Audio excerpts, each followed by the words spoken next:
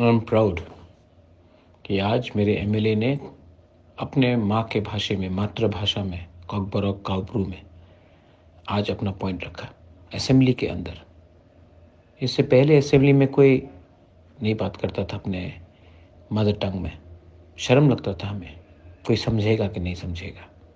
लेकिन आज तिपरामोथा के एमएलए ने बात किया और कोई समझ सकता है तो समझ सकता, नहीं समझ सकता तो नहीं समझ सकता, हमारा भाषा समझ लो।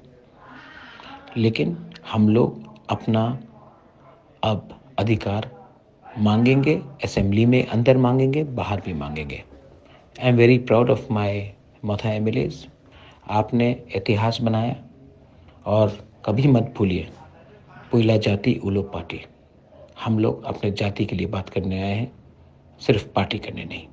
दिस इज पुबागरा। Congratulations once again. We will not surrender. बेलाइनो हम भाई।